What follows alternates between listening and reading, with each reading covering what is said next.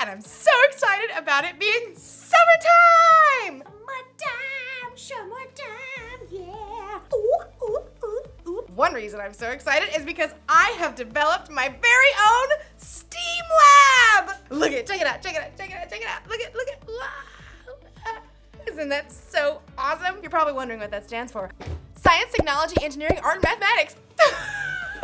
And I'm not totally sure how things will go in my lab this summer, but luckily, I have faith. Faith is trusting in what you can't see because of what you can see.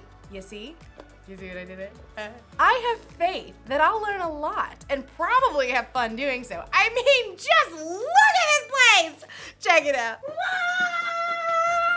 Oh, wait. Perfect. Check out this microscope! Microscope. I've always been amazed how microscopes can let you see things that you normally can't see. Take hair, for instance. Ow. Ah, look at that one. See, it looks like a thin line. Mine's kind of curly. Ooh, you can't see it, can you? But put it under a microscope. Wow. Cool, right? What about the inside of a piece of grass? Put it under a microscope. Whoa! Look at that! The inside looks like a whole bunch of smiley face emojis. I mean, you never see that just by looking at grass. Today's Bible story is all about not being able to see everything, but remembering that God always does. It's like he's always looking through a microscope or something. So, let's take a look at this story and see what we can find. Unbelievable! Is that really what my hair looks like? Yeah.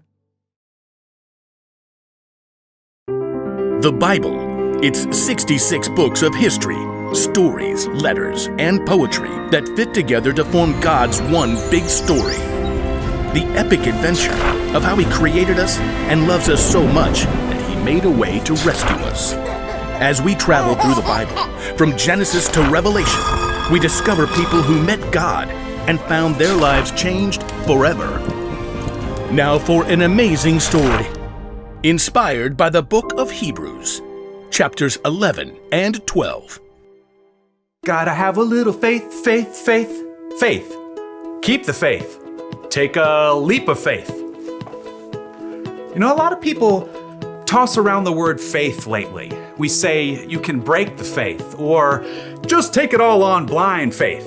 But true faith isn't blind at all.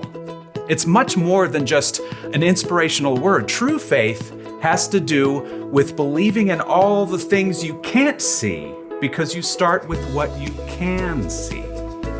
Now, we can't see God with our physical eyes, but we can see the stories of people who came before us.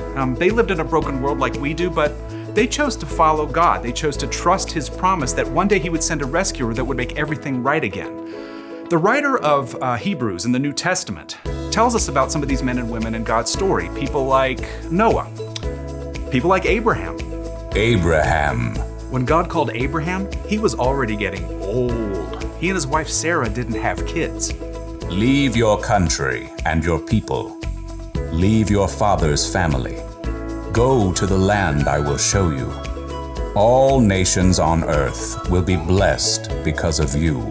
God was planning on sending his rescuer as one of Abraham's great, etc. grandchildren. But still, even though Abraham had God's promise, he still couldn't see the one God was sending. Still, Abraham went on a wild adventure, following God's call, and even his descendants, Isaac, Jacob, and Joseph, all chose faith in God. Moses, too, was called by God from the fiery heart of a burning bush. Even though he was raised by Pharaoh's daughter, he chose to stand with his own people and face Pharaoh's anger to win freedom. We read about it like this in the book of Hebrews. Moses suffered shame because of Christ. He thought it of great value. See, when you check out Hebrews, you discover this huge list of people who followed God by faith, so many that the writer just stops trying to list all of them. Oh, but we can't forget Israel's most important king, David. Get up and anoint him. This is the one. Even though God had promised David would be king, though, David spent years on the run from King Saul, fearing for his life. Still, he chose to trust God. The Lord is my shepherd. He gives me everything I need. Now, none of these people in the Old Testament could see with their eyes how God was going to save his people, but they could see how he was working in their lives, how their needs were being met. So they chose to believe in his greater plan. They chose faith. Faith is being sure of what we hope for. It is being sure of what we do not see. That is what the people of long ago were praised for. Now, here's where the story turns. In Hebrews, we discover that none of those people in the Old Testament received what God had promised here on earth. That's because God had planned something better for us, so they would only be made perfect together with us. God's plan includes all of us from the very beginning of creation. So at just the right moment, at the perfect point in time, God sent his rescuer, the hero, his very own son, Jesus. Jesus showed us how to live. He showed us what God was like, and he told us the most important thing. If you love one another, everyone will know you are my disciples. Love God, love others. It's the heart of the whole story. But then, Jesus was killed, and his friends thought the story was finished. Period. Dot. The end.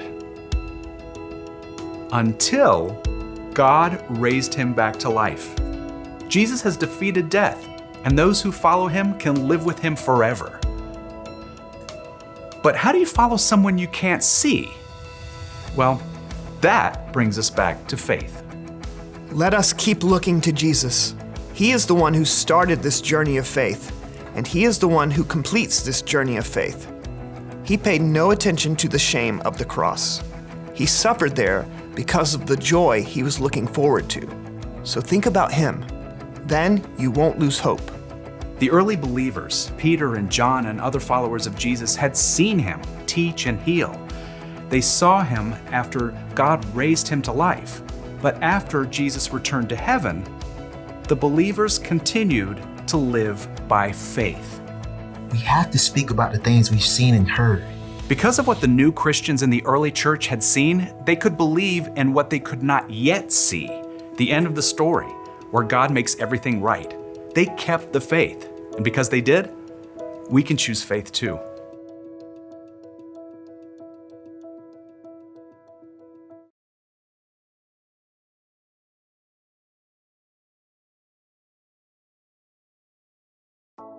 Woo!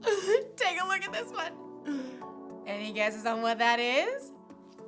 It's the inside of a carnation stem.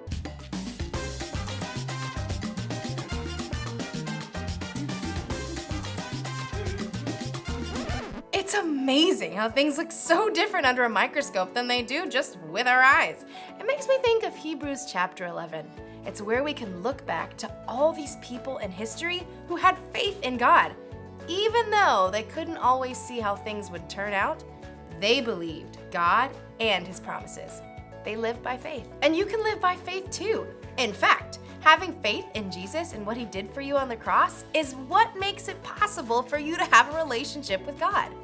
Relationship status update. Even though we can't see Jesus in person, we can still have faith in him because we can see how he's worked in the lives of the people who've come before us. That's the one thing to remember today. You can know Jesus even though you've never seen him.